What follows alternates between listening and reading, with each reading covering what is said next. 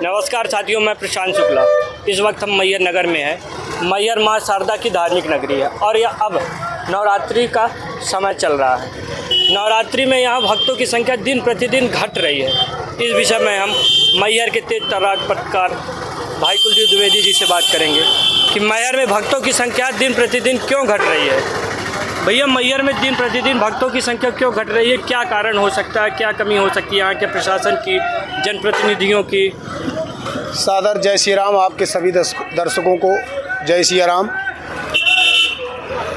दर्शकों की अगर बात करें कि जनसंख्या कम रही है, दर्शनार्थी कम आ रहे हैं, रीज़न दो हो सकते हैं। जो हमने अनुमान लगाया कि रीजन दो हो सकते हैं। पहला तो अभी 1 महीने पहले कुंभ था और आप देखे हैं कि किस प्रकार से तांता लगा हुआ था माता के दर्शन करने के लिए।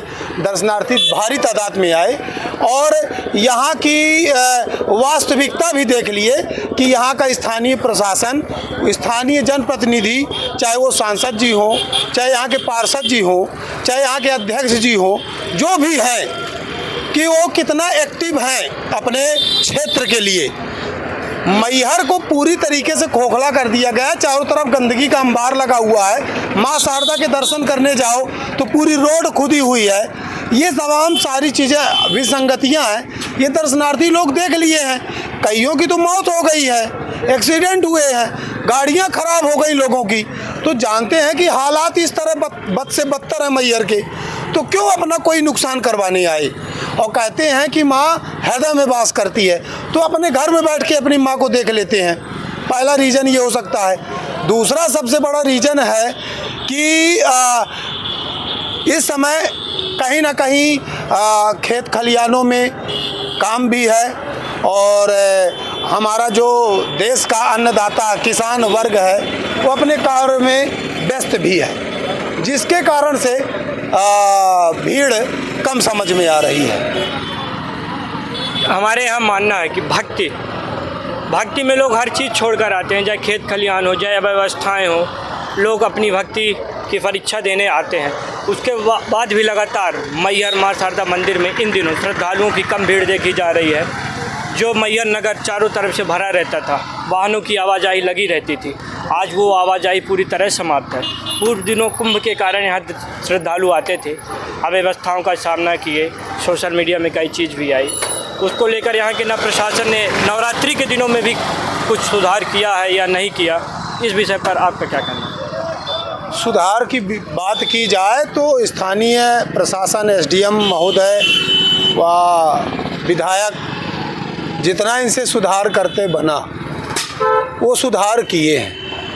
आप देख लीजिए, चले जाइए देवी जी आप। मैं एक जनता से और यहाँ के नेताओं से, और यहाँ प्रभारी मंत्री भी आ जाई थी, वो अधिकतर जो है तो मीडिया से दूर रहते हैं। सवाल मैहर की अगर मैहर से संबंधित कोई प्रश्न किया जाए तो चाहे सांसद महोदय जी हों, चाहे प्रभारी मंत्री जी हों, और अध्यक्ष की अगर बात करेंगे तो अध्यक्ष मैडम जी तो कभी नज़र आती नहीं।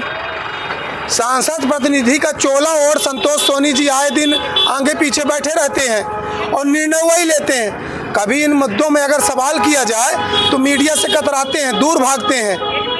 तो देख सकते हैं अव्यवस्थाओं का अंबार है। और एक सवाल मेरा है कि यदि आप नाई की दुकान में गए हैं और नाई आपको एक बार यहाँ से काट दे, बाल एक बार यहाँ से काट दे और एक बार यहाँ से काट दे, और इसके बाद खाना खाने चला जाए, तो क्या कहेगा कोई कि आप कैसे बैठे हो, पूरे बाल कटे नहीं हैं।